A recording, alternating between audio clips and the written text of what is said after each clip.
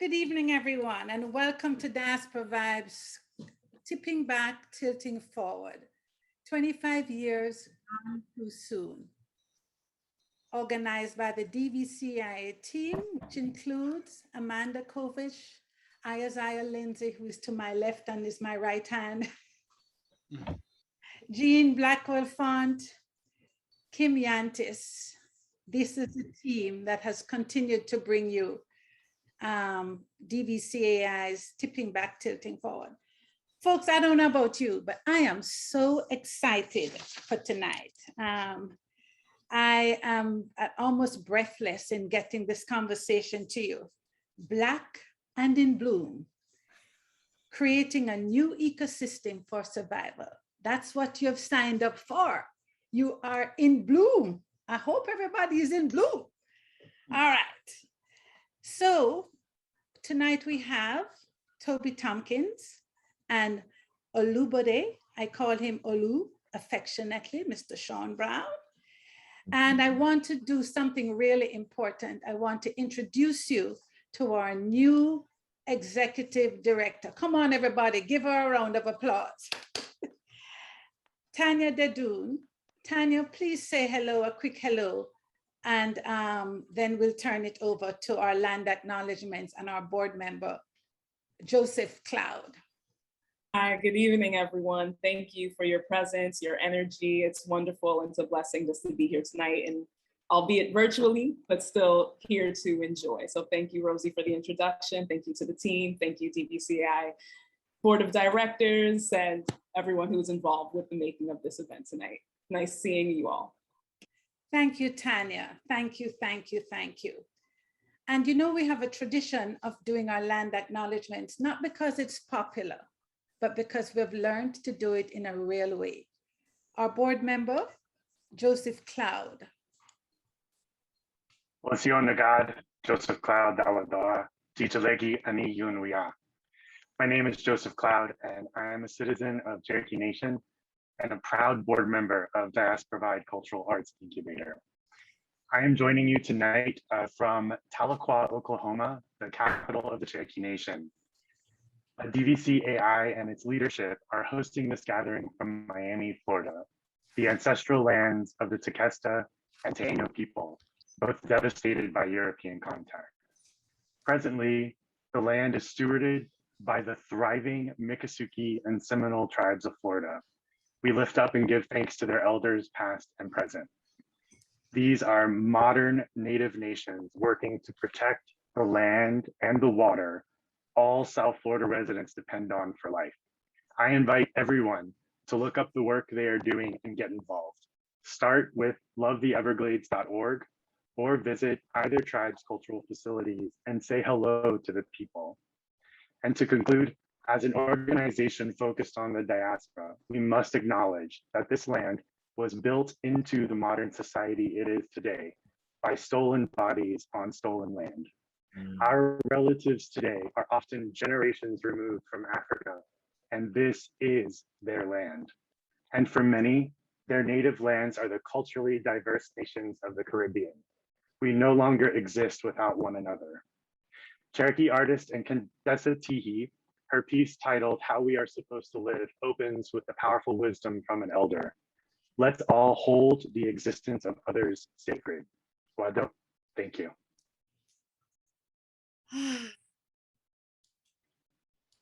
And in the old Jamaican way, we say, Jah guide and bless. Thank you, thank you, thank you, thank you. I want to thank our sponsors. These Zoom events are sponsored by the Miami-Dade Department of Cultural Affairs, the Cultural Affairs Council, the Miami-Dade Mayor and County Commissioners. This is our Hannibal Cox grant, and we do so at the pleasure of our mayor and the commissioners.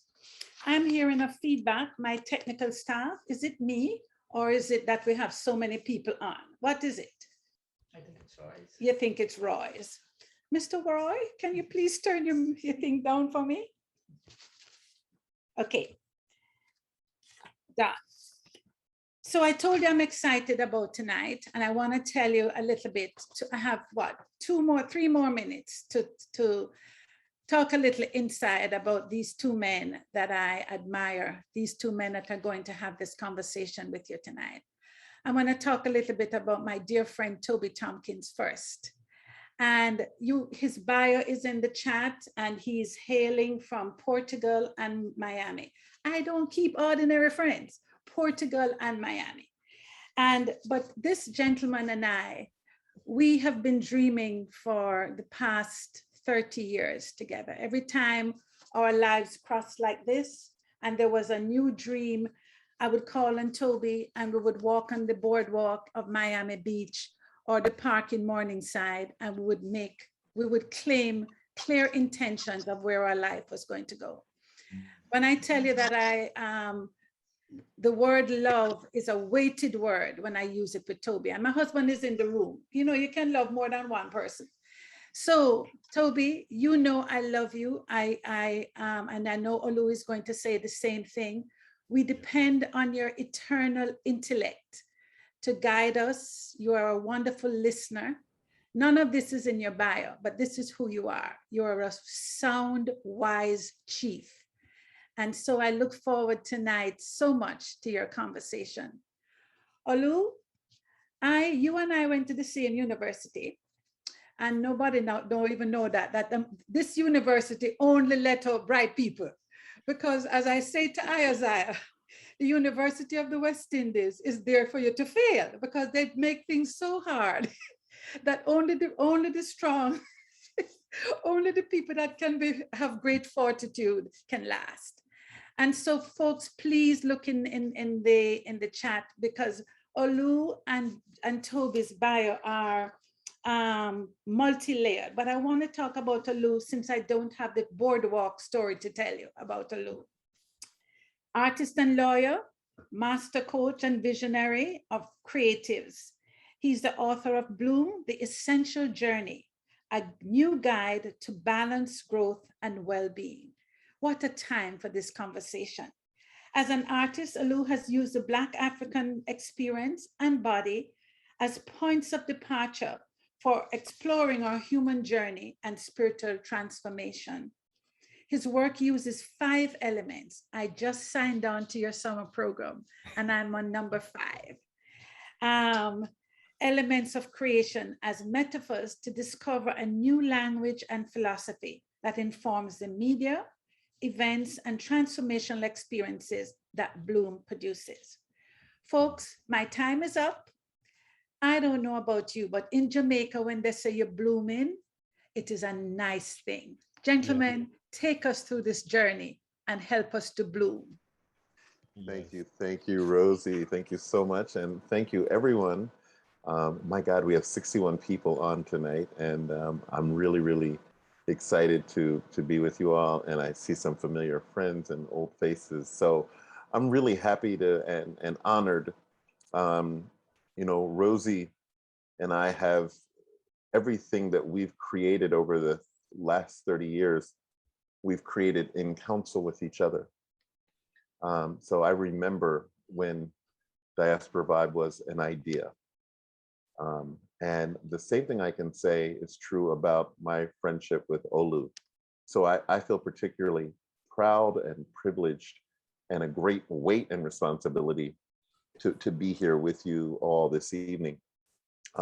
This is not, I like to say that the most profound conversations are the ones that leave you with more questions than answers. And I can tell you that I think is exactly what we want to have happen tonight.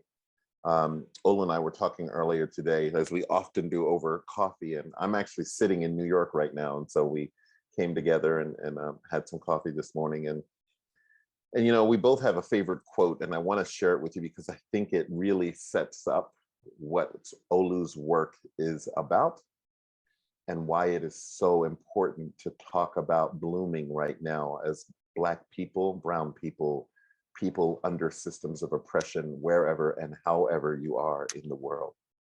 And the quote goes, "And the day came when the risk to remain tight in a bud was more painful than the risk it took to blossom."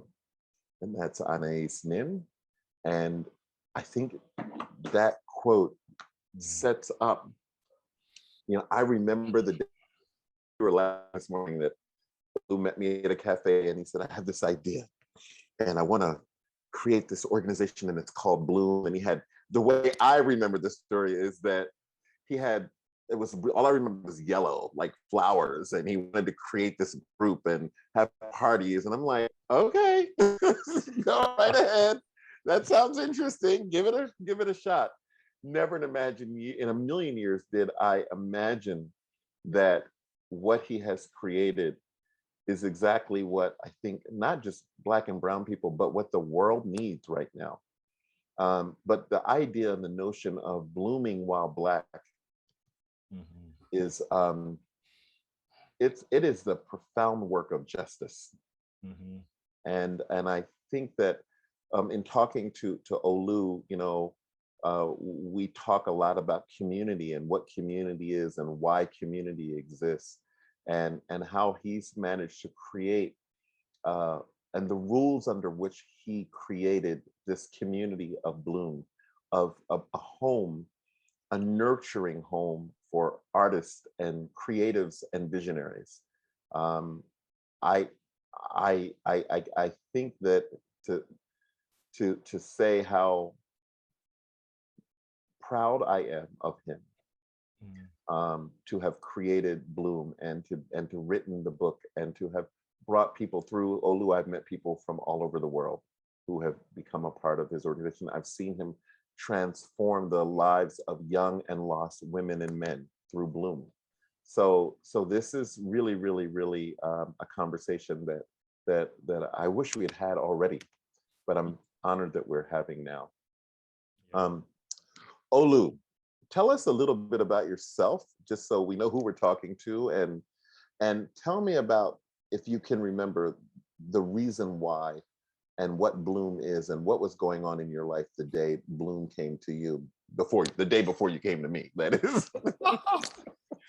Well, first of all, I just want to say thank you for making me feel at home here and welcoming me to the circle, and to you, Toby, for opening the gate, because they are gatekeepers, and you have graciously opened the gate to this community and spoken me in a way that I'm sure people's ears are now primed. And I want to thank Rosie too. She's my Jamaican sister, and the work that this organization is doing in bringing diasporic voices and lives to the forefront is such important work. And so to feel comfortable and to be welcomed into this space is quite an honor. And I won't miss this moment to say thank you. Yeah. So where did Bloom begin? I think it begins where we all begin, with a question. Where does our journey begin? What are the most profound questions that we're asking in life? I didn't tell you this story this morning, but when I was about 4 years old, it was Christmas time. My mother and my dad were on the veranda playing dominoes and drinking rum and black cake, and out in the darkness by the lamppost, there was a man with an accordion playing Silent Night. And my mother said, go bring him a slice of cake. And I sighed and I went out and I gave him the cake, and I wondered, what world is he looking at? And then I juxtaposed my mom and my dad and my aunt and my uncle just having dominoes and being riotous. And then in the background, here was this blind man playing his accordion. And so I imagined that in my young mind, I wondered, what is this life that I'm living?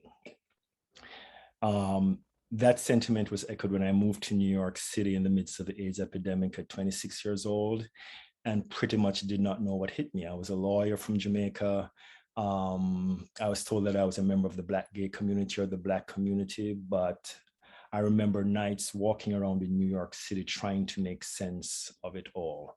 And so it's the existential questions that we ask that I think that magnetizes the answers to our quest. I just want to say this too, that in a sense here, we're all artists.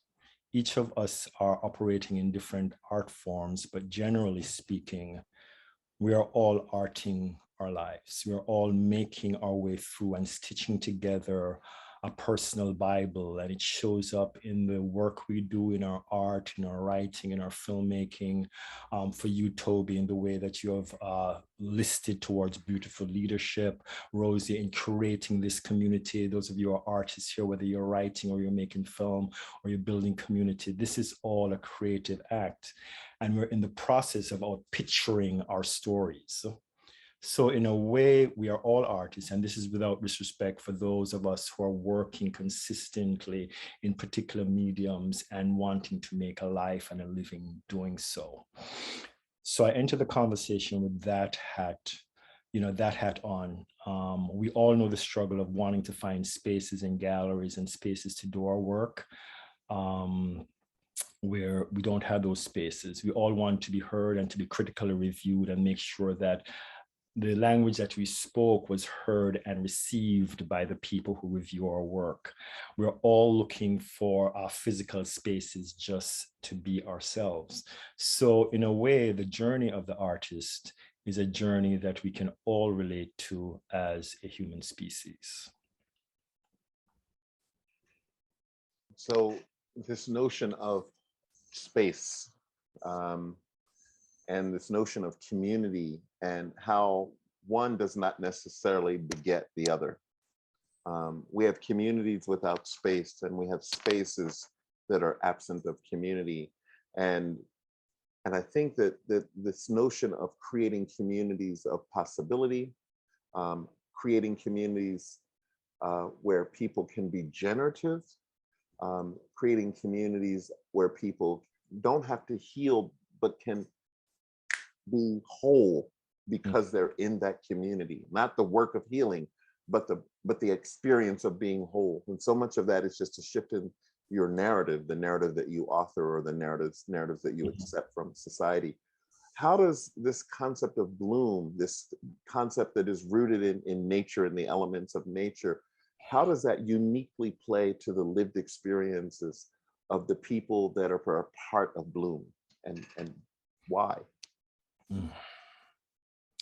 Leo Buscaglia wrote a book a long time ago, The Road Less Traveled. And I think in it, one of the things that he distinguished was fake community. And this is community that ends up having these fake conversations with each other. So we never get to the real deal. So we don't know what people in the community that we're working in are up to until they snatch our work or they say something that pisses us off, or we claim that they have an agenda, or we claim that they said was problematic. And then the whole thing kind of goes wobbly walk. So we have communities that get together. It's just a natural function of human beings that we're communal beings. How do we sustain and how do we build an ecosystem so that a collective can continue to thrive and be sustainable? That's the question. The big question of the day is, how are we to work together to solve the many intractable problems that we're faced with? We're in the 11th hour of the climate crisis. There's massive oppression along racial and sexual and gender lines all over the world. None of it can be solved by any one person. So then how are we to work together? This is the question of the day. So what I do, and there are folk from my community on the line, or from the Bloom community on the line, who are actively engaged in this process, Toby, and I want to describe it to you. There is Kweku from Accra. Kwek, just thank you for just stopping in here. And several of you are all around the place. So probably some folks in here also from the Caribbean and probably the UK. I know it's midnight there. So how we sustain our community is that we have a practice. And so the practice is that we have guidelines. So in the Bloom community, we speak in the I, and we practice listening. So we tell our own stories. And so even this morning, our conversation with me, Toby, you reminded me, say, Olu, speak in the I.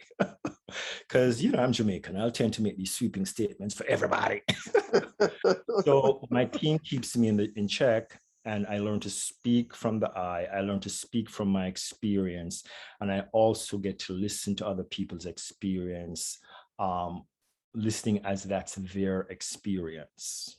And so we have a guideline that says, if you speak too much, speak less.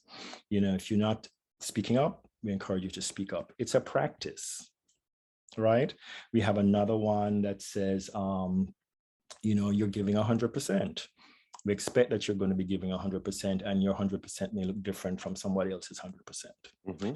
Another guideline, appreciate value.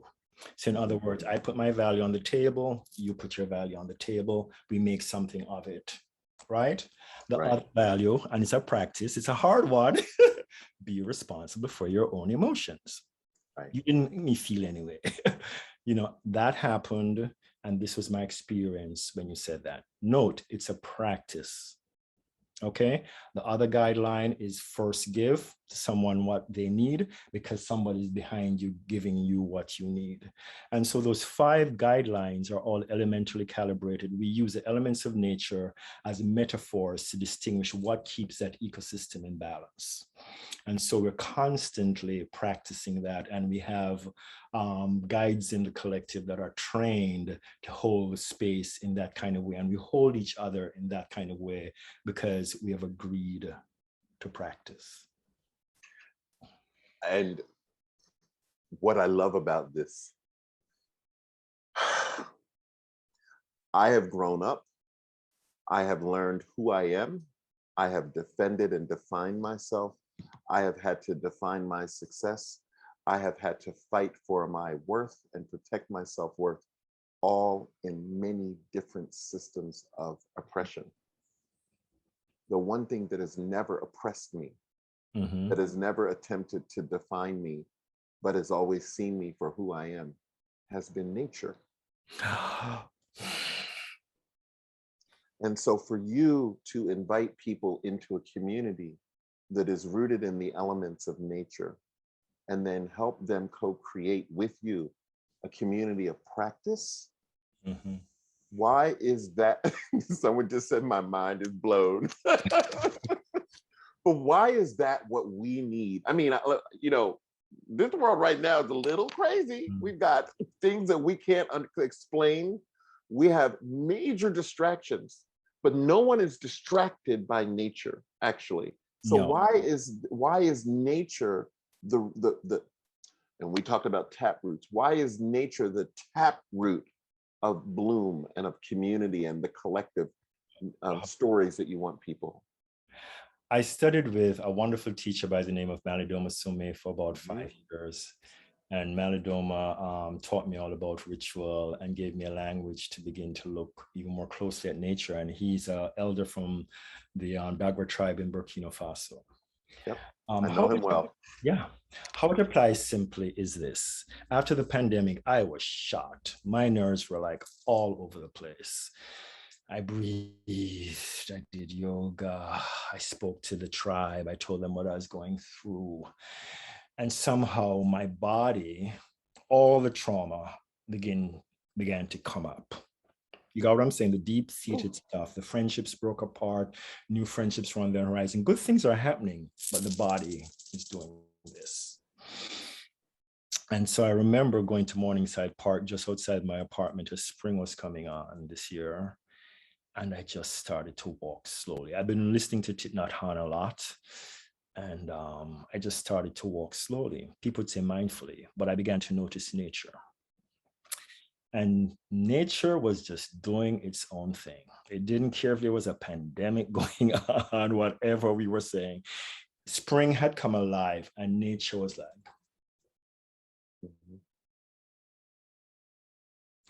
So I walked long enough until I could feel that again in my body, and I'm still walking.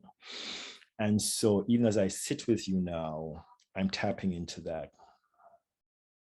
blooming. We are all blooming, coming into being because we are nature beings.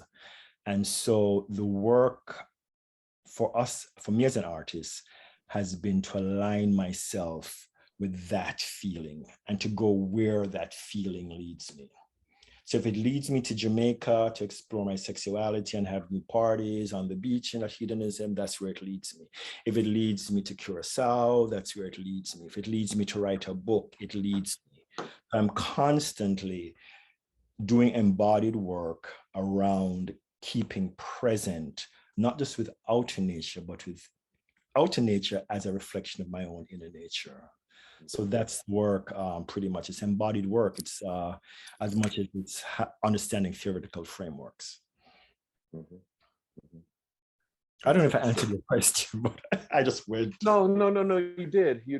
And what I like about it is that you're not using, you talk a lot about language and narrative and story, and the language of nature, the stories that come from nature, free us from the narratives that are imposed upon us. I wrote a book, and I've written called The Real Lives of Strong Black Men. And it was about looking at the gap between identity, who Black men know or believe themselves to be, our own personal stories of self, and image, who we have to project ourselves to be in order to be safe in the world, and who we have to, and the images that are projected upon us as if we are a canvas for the world's own use. And the conversations I had with Black men from all around the world during that period created in me a crisis of identity, actually, which was then led by actually a bilateral pulmonary embolism and a near-death experience. And the book never got published. And I remember that my recovery process was a blooming process. It was me getting out of New York, moving to Arizona, an environment that was nature, rich in nature and foreign to me, walking around in the desert, right? But it healed me. It actually healed me in ways that I didn't know I could be healed. It actually was a critical next step.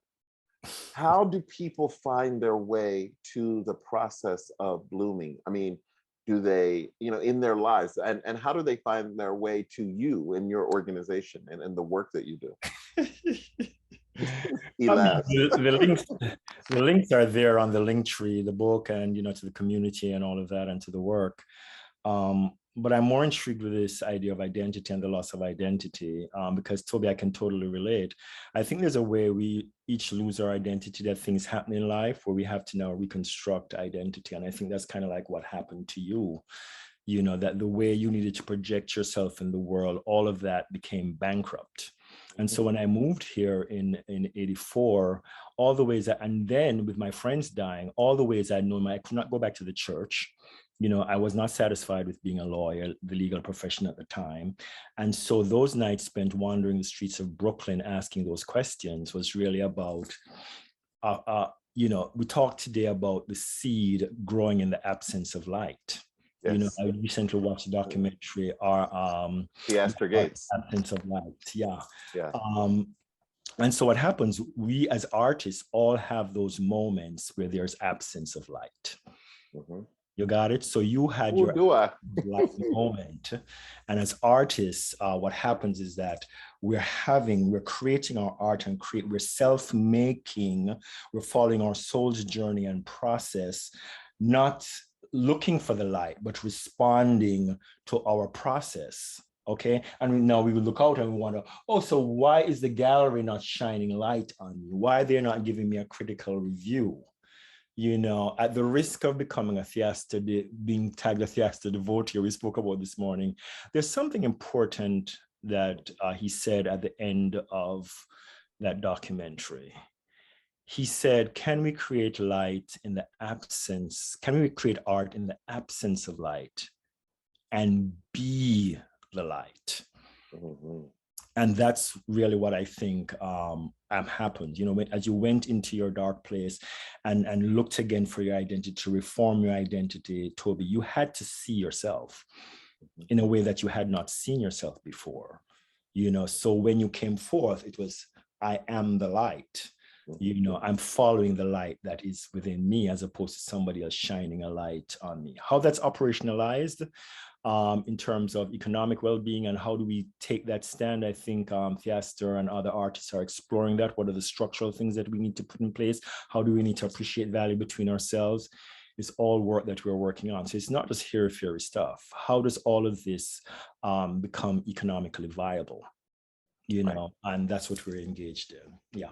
And I would argue, even before we unpack the economic models, Yeah. that I would submit that probably every one of the 79 people who are on this call tonight, 79 people, know what it is to stand in the dark. Yeah. Now, whether they know that you don't get to experience, recognize, or move toward the light unless you are comfortable with standing in the dark. There is no journey to bloom, but from darkness into. That's how every plant blooms. They're under the soil. It's cold, it's dark, it's damp, and they want light. And they break that surface, and that's where the blooming process. Well, we actually don't have a choice but to bloom. You know, and I know I don't mean to say that gratuitously to trigger the room or anything like that, but we really don't have a choice. You know, we consider, did the lily have a choice? Where Jesus said, consider the lilies of the field, how they grow, they toil not. You know, I just lost a friend recently in Jamaica, and he died without me by his side. And we had conversations leading up to it. And he said things like, I'm so happy that I have ears that I can even hear the noise of the construction next door. And I was like, yeah, you know, but there is a point at which he surrendered even those final moments to his own blooming. And so we are constantly in the process of being reborn and going through transformations. And so blooming has to do with getting in touch with that which is moving through us and surrendering into the mystery of life, while holding a big impossible goal, while moving towards, while being conscious of, you know, a goal that that is designed just for that, our lives.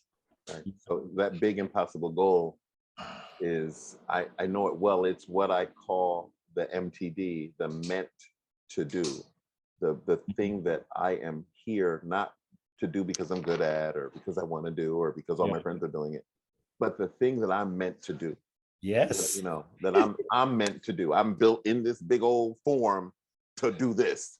I am meant to do this, not you, not the people who come before me or after me. And when you know what that is, then yeah, it becomes. I love it. And this morning we're talking, you can know what that is, you know. So Bloom is also an institute. And so we explore these elemental frameworks. And one of the applications we have made is like, you know, why are you here on the planet? So essentially there are 5 existential questions, and they're all elementally calibrated. So people tell you like, who are you? That's one, you know, where are you going? You know, it's a little bit more than that. There are actually 5 great existential questions, in my opinion. There is the why are you here? What is your story? Right? There is, that's the mineral excavation of the bone. You know, why are you here? What is the vision that you're here, the land that you're here to represent? So in various cultures, they'll do divination to call upon a child. Like, why are you here? So that first question, why are you here? When do you come alive? You know, nature, when do you come alive? When do you start flying? You know, that's your passion. You know what I'm saying? The natural discipline. You want to find out what is your passion. And then the fire question is, who are you? How are you seen in the world? How do people see your talent and say, oh, you're good at that. You're good at that. You're good at that. The next question is, what is your role? What is the healing gift that you bring to the planet? So, and that's the water question. You know, how are you going to heal? What is the feeling that you're going to bring into the world that's going to be healing for folk in the world? And then there's the earth question. Where are you going? People want that's a difficult one. Where are you going? Yeah. What exactly is the impossible goal that's imprinted on your being?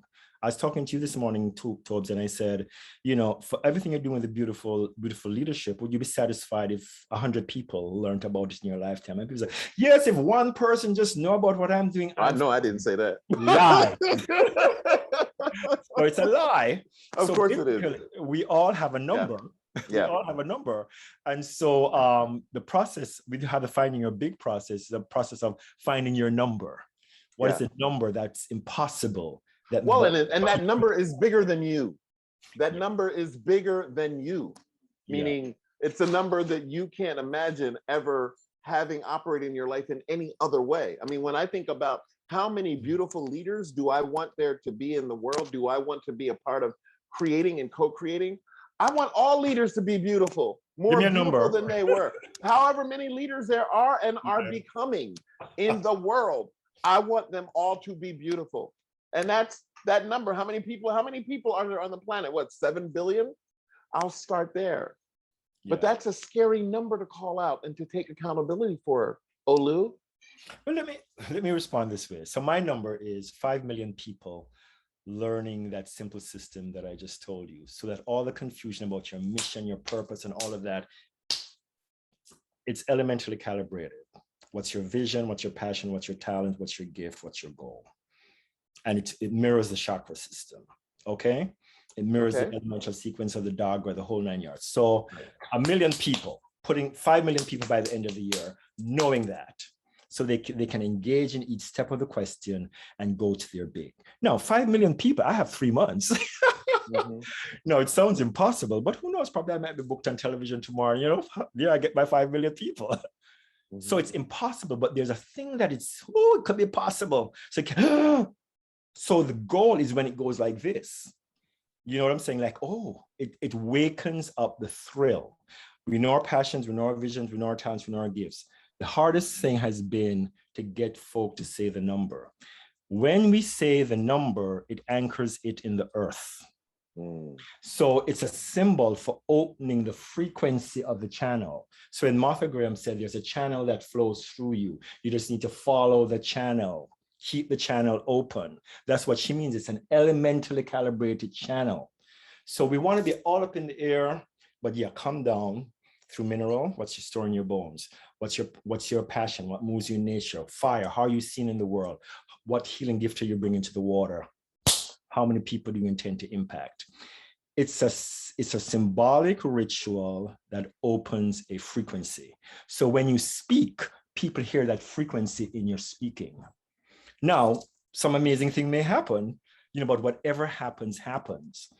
But that's the ritual, I would say, that we are exploring in the Institute for opening the channel. You touched on the economics earlier, and I'm an artist, but I'm also a tech entrepreneur, and so I'm living in and between both worlds as a creative and as someone who's creating this organization, this company, and the economics are essential. And I find that so many artists don't know we talk about the business of blooming is. Like, what are the other things that we have to think about that enable the economics to work in favor of our blooming process, as opposed to it always being the thing we don't have, the resource that's missing. And I want to add to that, what are the roles of nonprofits? Because I come out of that. What are the role of foundations? What are the roles of allies? What are the roles of check writers in making sure that that happens? Because they're all a part of this, whether we like it or not. I don't know what their roles are. I can only say to you, as an artist and a creator and a creative, I'm very wary of binaries. And so, there's art and there's business, there's fine art and then there's commercial art. There's your work life and then your personal life. And so what happens is we live in a world in which they create these binaries for us to live out. And so for me, business is a subset of taking care of myself. So I understand that. Yeah, so when I walk into a business transaction, the first thing I want for you to know is my story. And I want to know your story. Before we even get to the cuteness of what I'm doing or what you're doing, what is the story? That's me making sure that I'm authentically present with you as I am. So I put my bones out there. This is what I'm up to in the world. This is what I'm being called to do. Toby, what are you being called to do? Let's talk about that. So that's a matter of taking care. I know that I cannot sell the rights to my story. You know, there's a particular way that I want that story told. There's a particular authenticity. So that is, you know, how we negotiate how that story gets told stands in that my understanding that this is my story and that it's not in the bargain. You know, I enter space with the liberty of speaking my story. And that's the first business move that I think we have to be clear about. We have to be clear about our value. And there's value in your story. There's simply value in presence. When someone walks into a room, there's something that they bring in terms of the experience of when they're in the room and not in the room. You know what I'm saying? So Absolutely. I know that if you invite me to a party, I'm thinking, okay, what is the value that I'm bringing? And am I being appreciated for the value that my presence is? It's not a vain thing. It's just like, I'm here, you know? And it's a gift to be in presence and actually to have so there's a value exchange that's happening there. You know what I'm saying? Each time you spoke me, when you and Rosie spoke me, that's valuable. You got it? That's value. So I know the values that are being exchanged. Each time skills and knowledge is dropped, that's value. How many times people drop skills and knowledge on us and we're like, I know that. You ain't know that. Come back and say, thank you. I actually learned something, you know, from what you did. I really appreciate that. So that when Sekou drops his filmmaking knowledge on me and I drop something on it, say, oh, Olu, I really appreciate that. So we are building value by appreciating. Thank you for being in the room, just your presence, appreciation. So we're building appreciation. Toby, you introduced me to Rosie. Oh, she's a perfect person for me. You know what I'm saying? That is so awesome. That's an appreciation. That's value. For me to be in this room, to be able to have that conversation, that's money in my bank. You got it? Now, there's also on the earth level, the exchange of physical resources and money, but very often you want to go directly to the bottom line.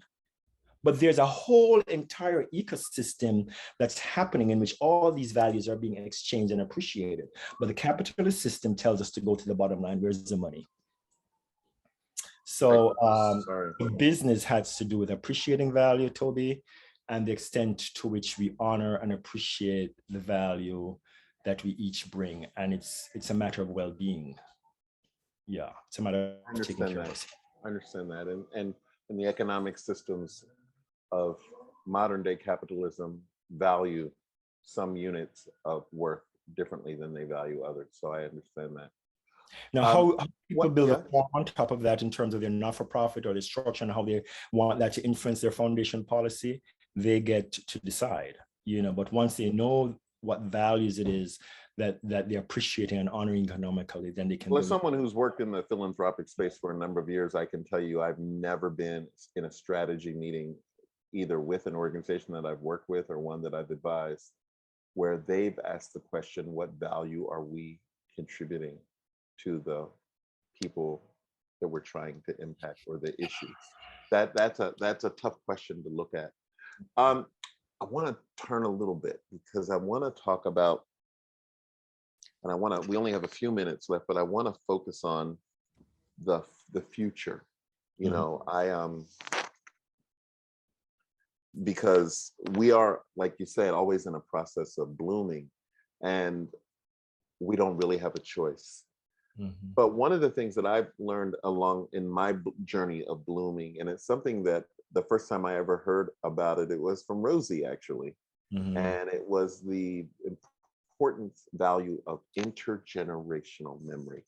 Yeah. And so as I thought about this conversation tonight, and I thought about the importance of blooming and the importance of creating real versus fake communities. And I think as Black people, we find ourselves in fake communities. Certainly as a Black gay man, I have found myself in communities that I thought were real, but were fake because I didn't fit the requirements of the community. Therefore, the community could not be real to me.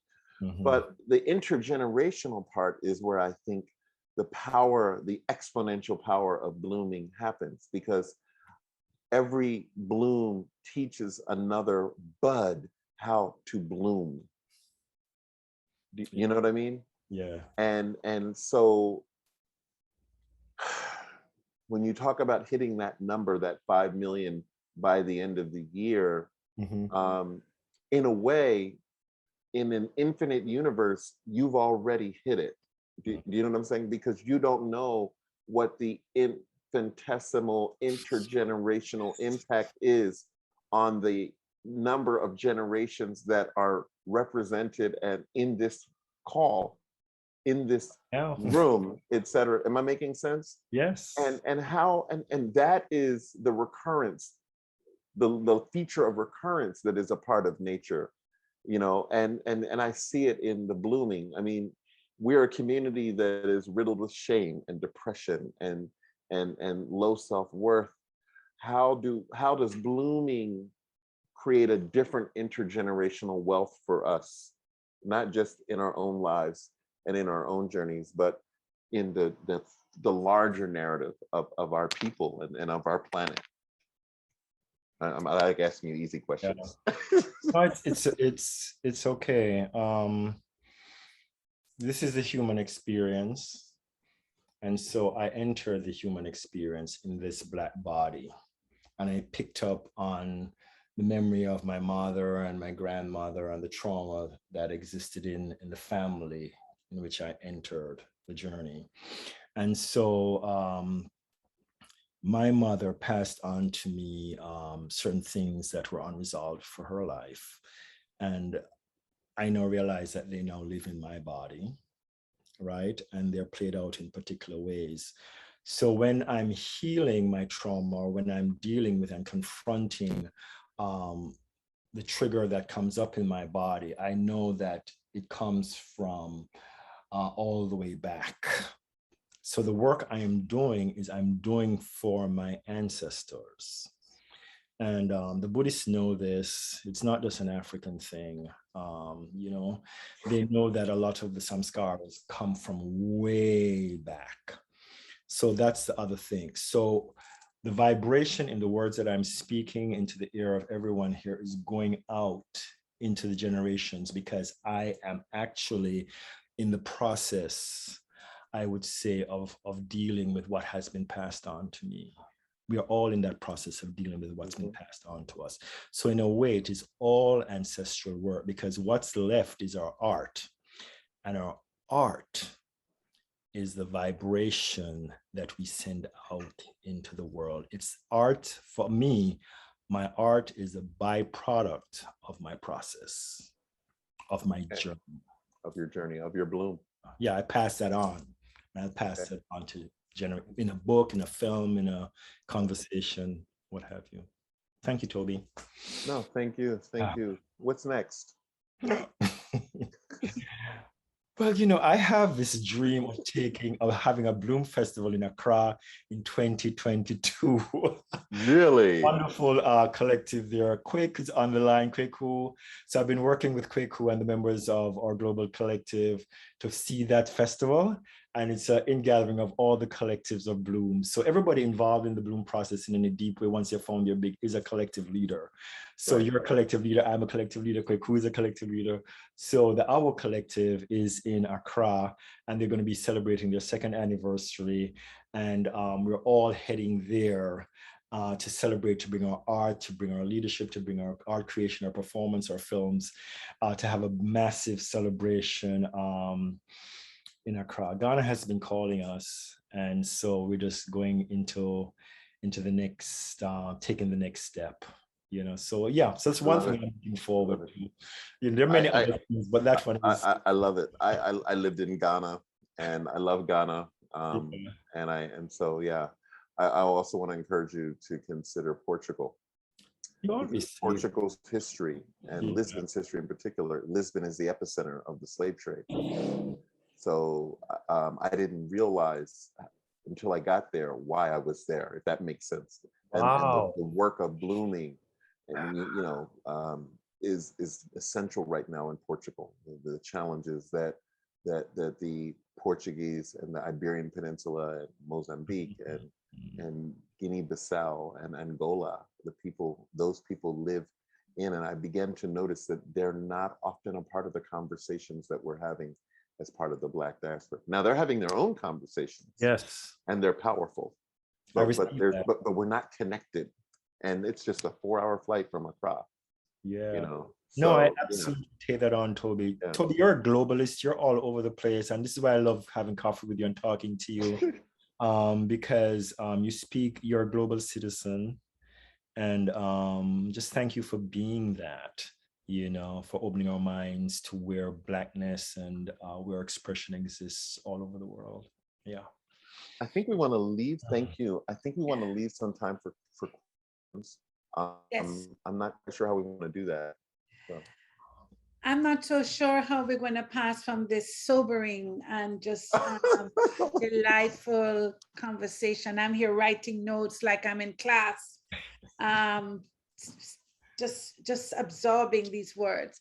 But I think that my team, Amanda and Kim, Yes. can we just get some questions in, folks? Thank you so much, Toby. Thank you, Rosie. Thank you so much, Olu. Thank you, Olu. Thank you, thank you. This was really sobering, really, really, really sobering. Thank you so very much. Questions? We have, well, first of all, overflowing of praise and just a lot of connections that a lot of the guests are seeing. But one of our questions that we have is from Corey Sims. Thank you so much. What can we do to own our narrative as a collective? All control is in visuals. Do we own our visuals? Yeah. Olu, you want to take that? Yeah.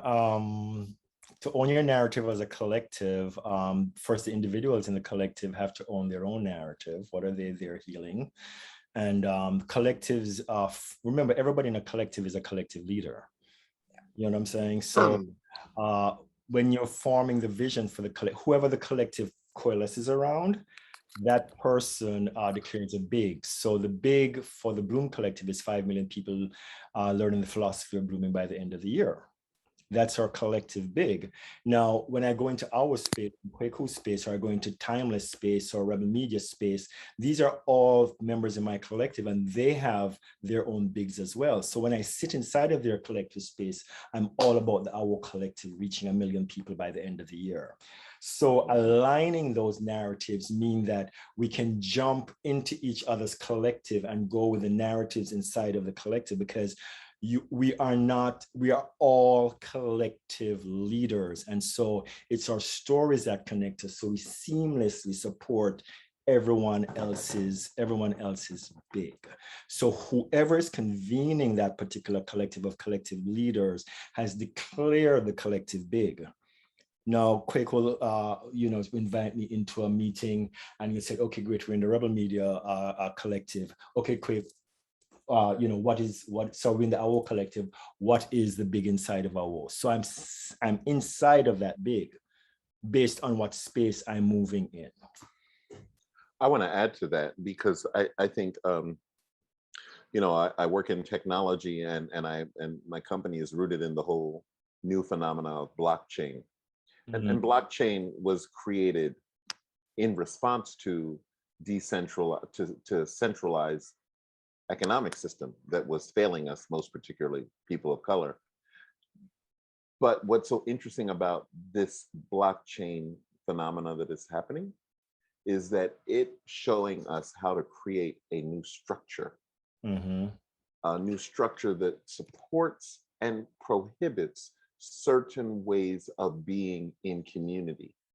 So the goal of every blockchain structure, any company that forms on the blockchain, is and should be to become trustless. And what that means is to make sure that the system, that the collective, that the rules and the walls and the ceiling and the infrastructure of that collective make certain things not even have to come into question. In the same way that the autonomic nervous system means that you don't have to think about blinking, breathing, you know what I'm saying? Walking, you don't have to think about those things. They are trustless. You don't have to put your trust in them because they function outside of your intentionality. And I think that, you know, hip hop taught us all a lesson about collective, right? Like when we talked about it this morning, they created an alternative infrastructure while everybody kept saying, no, that's all right. That's not going to work. Well, that'll pass, that'll fade. They created it. And we've done this as people of color so many times before. And I think maybe hip hop is just that one collective that hasn't been burned down yet. Everybody in a collective is a big person with a big, and when we relate in that way, then there's equity in the relationship. People in my collective are not on my team.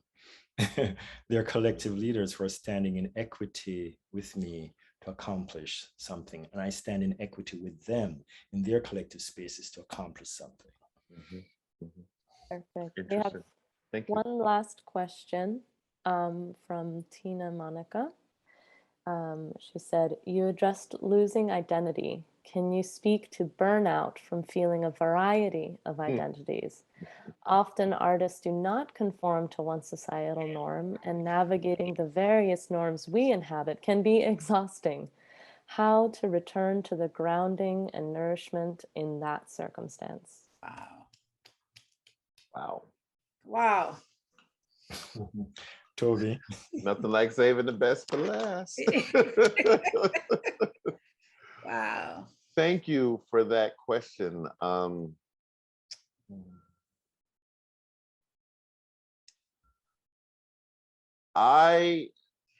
know how to, I'm going to go back to the taproot.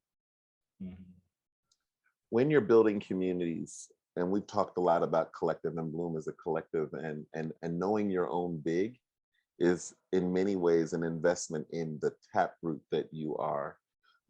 And the reason that we spend so much time in the absence of light is to root ourselves in something that is connected to our soul. Yes. You know, there's a beautiful body of work about how do trees grow in forests. Like, how do these big, giant, massive trees grow next to each other in order to form a forest when they're all competing for a limited amount of soil? They're all competing. As each grows, they're limiting access to light for the other. But that's exactly not true. That each seed spends so much time under the soil, yes, building roots that connect to other trees and other plants and vegetation that are under the soil. But the tallest trees have the deepest tap roots. And they spend time building that tap root and going down into the darkness and being comfortable in the absence of light before they break ground. And I think that, you know, metaphorically, it's those dark moments in your life that you get clear and that you see, you know, where the point of light is or where that break is in the darkness. I think that's the work that is a part of your big. Yeah. You know, I really do. I mean, and I don't think it's something you even name before you, I think you know it by naming it, but naming it doesn't mean that you know it. Does that make sense? You know, that's my take on it. To get that taproot, Toby, you know, which is basically getting clear about your soul and your journey and your story. I think the thing that I've experienced is that when I start work with a client, I am really assessing whether or not they're willing to pause. It was like, are you willing to pause and to ask yourself those key questions? So when you're experiencing the burnout, I remember my friend Arne is here now. I remember many years ago, I was doing corporate consulting. You know how not-for-profit consulting can be, Toby. You know, I was very much into it, but then at a certain point, I just lost my way. And I went to North Carolina, put everything in storage, and I went to chill with Arne for 6 months in Charlotte.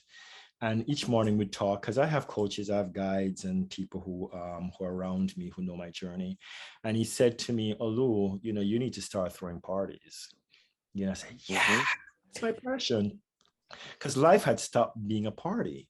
And so that's really how Bloom, Toby, when I sat with you there, circling on the conversation, that was me resurrecting a part of myself that I had forgotten. And so party, I'd forgotten that the context of my life was this party. I've always thrown great parties. So what we do. Yeah.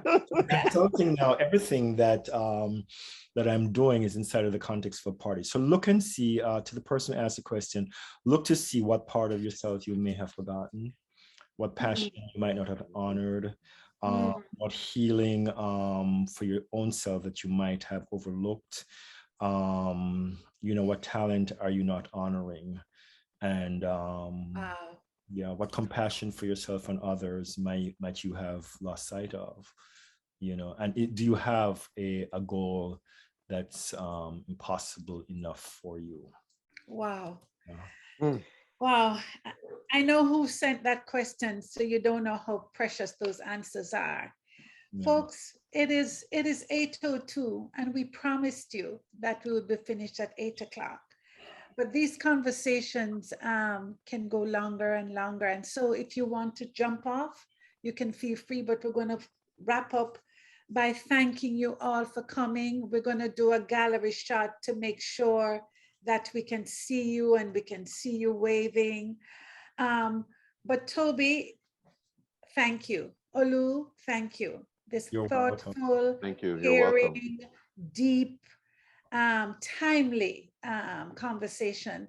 And we may need to have a part 2 after we digest part 1. You know, I am an admirer. I'm not a good joiner, but I'm an admirer of the BKs, the Brahma Kumaris. And I say it tonight because so many of the truths that my 2 friends shared are principles of light. And so I want to ask you to really marinate on some of these thoughts that came.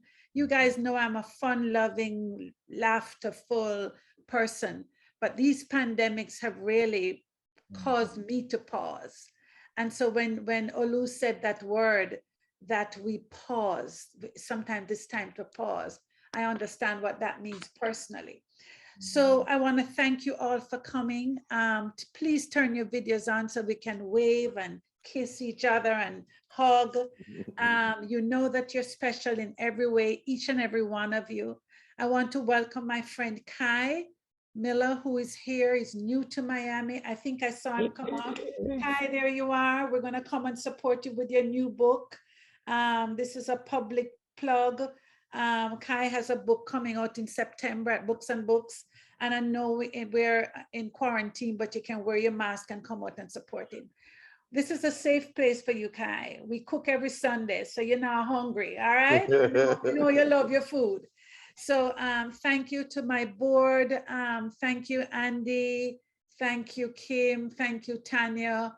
Who else is here? To the Surinamese, to the Jamaicans, my friend from South Carolina, to my Miami posse. We're my Surinamese friends, Miguel and Monique and Kurt.